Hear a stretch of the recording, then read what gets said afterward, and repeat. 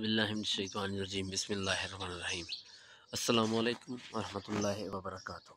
उम्मीद है आप सब खैरियत से होंगे।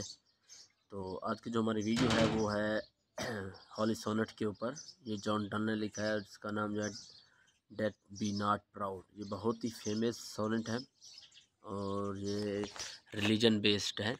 ठीक है, तो थोड़ा सा हम आपको इंट्रोडक्शन दे देते हैं पोइट का, फिर उस पोएम का दे देते हैं, फिर उसकी थीम, फिर उसकी लाइन बाय लाइन एक्सप्लेनेशन कर देंगे, फिर समरी भी आपको बता देंगे वगैरह वगैरह। ठीक है, तो शुरू करते हैं।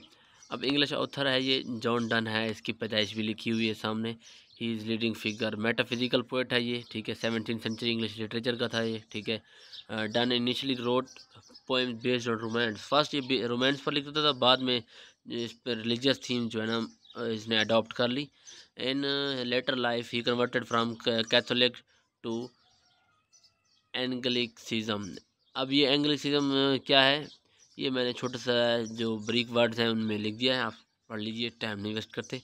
द चर्च ऑफ इंग्लैंड, ये चर्च इंग्लैंड के चर्च था, उसमें जो है ना डीन के तौर पर काम करने लगे। लेटर पोएम रिफ्लेक्टिव, ठीक है ना।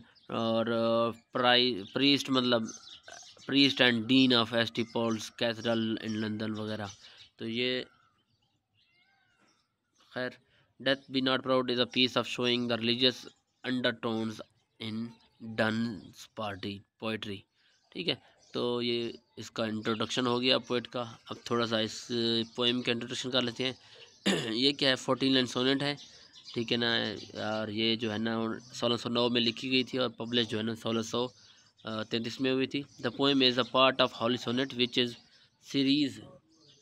Series of 19 poem. अच्छा, ये 19 पोएम्स लिखी थी, सोनेट्स लिखी थी किसने, जॉन डन ने। उनमें से एक जो है ना ये है, ये 10वां सोनेट है। ठीक है, और centre religious belief and ideals. The poem follow the structure of Petrarchan sonnet. 14 line के सोनेट जो होते हैं उसको, और इसके 2 स्टांजाज हैं, एक 8 लाइन का है और एक 6 लाइन्स का है। The rhyme scheme of the first stanza steeply. अब इसकी जो राइम स्कीम है वो ये है, डायरेक्टली टू डेथ। और इसकी जो थीम है वो ये लिखी हुई है कि overall John Donne poem death be not proud is a masterful argument against the power of death.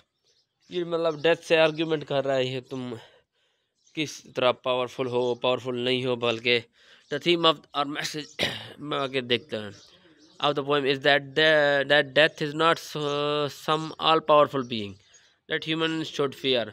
कि डेथ कोई इतनी खौफनाक या इतनी ख़तरनाक चीज़ नहीं है जिससे जो है ना इंसानों को खौफ खाना चाहिए। Instead death is actually slave to the human race and has no power over our soul.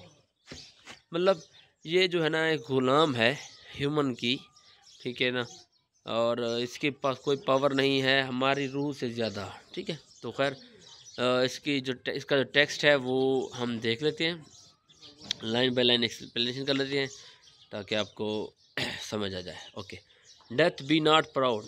मौत तुम जो है ना फ़ख्र मत करो।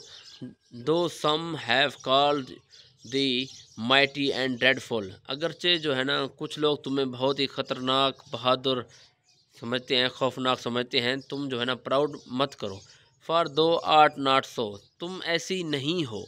For those home you thinks दो दोस्त ओवर थ्रू डाई नॉट, जिनको तुम ले जाती हो, मतलब मरने के बाद जिनको तुम ले जाती हो, तुम समझती हो कि तुमने उन्हें मार दिया, लेकिन तुम उन्हें नहीं मार पाती।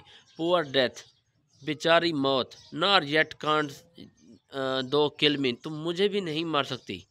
अब यहाँ वो रिलीजियस जो है ना पॉइंट ऑफ व्यू से बात कर रहा है, मतलब सोल के पॉइंट ऑफ व्यू से बात कर रहा है, क्योंकि सोल जो है ना इमोरल मोर्टल नहीं है, इमोर्टल है, अमर है। वो कह रहा है कि मतलब वो उसको मौत नहीं आती, सिर्फ बॉडी को मौत आती है। तो इसलिए कह रहा है कि तुम मुझे भी नहीं मार सकती, तुम किसी को भी नहीं मार सकती।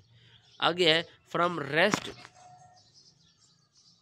Rest and sleep which but they pictures भी। रेस्ट और स्लीप भी तुम्हारी ही एक तरह की पिक्चर्स हैं, मच प्लेयर, जो कि तुमसे ज़्यादा जो है ना हमें सुकून देती हैं, एन्जॉयमेंट देती हैं। Then from thee much more must flow, तुमसे ज़्यादा मतलब है एन्जॉयबल हैं वगैरह। And soonest our best men with thee do go. हमारे जो बेहतरीन लोग हैं वो भी तुम्हारे साथ अनकरीब है, तुम्हारे साथ चले जाएंगे अनकरीब, मतलब अच्छा हो बुरा हो, कितना भी बड़ा आदमी हो वो तुम्हारे साथ चला जाएगा। रेस्ट ऑफ देयर बोन्स, उनका जिस्म तो, उनके जिस्म को तो मौत आ जाती है। एंड सोल्स डिलीवरी, लेकिन उनकी सोल को, उनकी रूह को जो है ना मौत नहीं आती, वो तो दूसरी मतलब आखिरत की ज़िंदगी के लिए जो है ना महफूज चली जाती है, वहाँ चली जाती है आफ्टर लाइफ, या आप कर सकते हैं जजमेंट, ठीक है, डे ऑफ जजमेंट। मतलब हमारा जैसे बिलीव है कि मौत के बाद जो है ना ये नहीं है कि बस सब कुछ ख़त्म, बल्कि सोल है, रूह है, आत्मा है, जो कि उसको मौत नहीं आती, और उसको उसका हिसाब होगा। अगर अच्छे काम किए तो जन्नत में जाएगी, और अगर बुरे काम किए तो दोज़ख में जाएगी, तो एट्सेट्रा। अगर मतलब लेकिन उसके बाद उसे मौत नहीं आनी, उसे अगर दोज़ख में भी गई तो उसे मौत नहीं आनी, बस सज़ा मिलती रहनी है। और अगर जन्नत में गई है तो वहाँ भी मौत नहीं आनी, उसके बाद उससे इन्जॉयमेंट वगैरह नेमतें मिलती रहेंगी। दो आर स्लेव टू फेट, वो कह रहा है कि तुम जो है ना किस्मत की जो है ना ग़ुलाम हो, नौकर हो। चांस किंग्स डेस्परेट मैन, अब लक की जो है ना ग़ुलाम हो, किंग्स की ग़ुलाम हो, मतलब डेस्परेट मैन परेशान लोगों की ग़ुलाम हो। एंड दोस्त विद पॉइजन, जहर की, वार की, जंग की, मतलब सिकनेस डिवेल, और बीमारी की। अब वो ये कह रहा है कि एक्चुअली मतलब कोई तुम गुलाम हो फेट की, किस्मत की। अगर किसी की किस्मत ख़राब है, उस पर मौत आ जाती है, तुम वहाँ चली जाती हो। चांस, किसी का लक ख़राब है, किस्मत ख़राब है।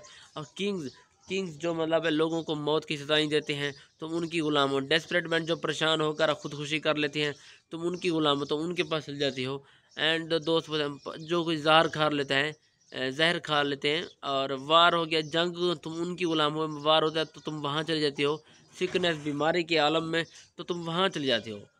तो ये उसको इस तरह से बयान कर रहा है। And poppy are charms can make a sleep as well. Poppy and charms, poppy का मतलब अफीम, चार्ल्स गांजा, ये मतलब नशा आप कह सकते हैं। चार्म्स स्पेल, जादू जो है ना, make a sleep as well, ये भी हमें नींद देते हैं। जादू हो, स्पेल हो, या पॉपी मतलब कोई नशावर दवाई हो, कोई चीज़ हो, तो वो भी हमें स्लीप देते हैं, रेस्ट देते हैं। And better than the stroke, और तुमसे बेहतर देते हैं, ठीक है। वो कह रहा है कि वाई स्वेल्स दो देन, तुम फिर तुम इतना मगरूर क्यों हो, तुम इतना फ़ख्र क्यों कर रहे हो कि तुम जैसा काम तो कोई और चीज़ें भी कर रही हैं, जादू भी कर रहा है, फ़ीम भी कर रही है, चार्स वगैरह सब कुछ कर रहे हैं, ठीक है, नींद भी कर रही है। अब वो आगे कह रहा है कि वन शॉर्ट स्लीप पास्ट, एक नींद आएगी हमारे ऊपर, ठीक है, वी वेक अटर्नली, फिर उसके बाद हम जो है ना हमेशा की ज़िंदगी में जो है ना ज़िंदा रहेंगे। And death shall be no more, और वहाँ पर डेथ नहीं होगी। जैसा कि मैंने पहले कहा कि दोज़ख हो या जन्नत हो, दोनों में जो है डेथ नहीं होगी, वो अबदी होगी, वो कंटिन्यूअस होगी। There was no end of life after after the life of this world. Okay, अब क्या है कि डेथ दो शैल डाई, अब डेथ जो है ना खुद मर जाएगी उस वक़्त, ठीक है। तो ये उसकी लाइन बाय लाइन जो है ना एक्सप्लेनेशन हो गई। फिर ये थोड़ा सा मैंने इसको ये दिया है, आप मज़ीद इसको समझने के लिए ये पढ़ लें। अगर आपको कुछ समझ नहीं आ रही, इसमें टाइम वेस्ट नहीं करते, ठीक है। ये भी मतलब इधर ये मैंने लाइंस हैं, ये उसकी थोड़ी सी एक्सप्लेनेशन है, ठीक है।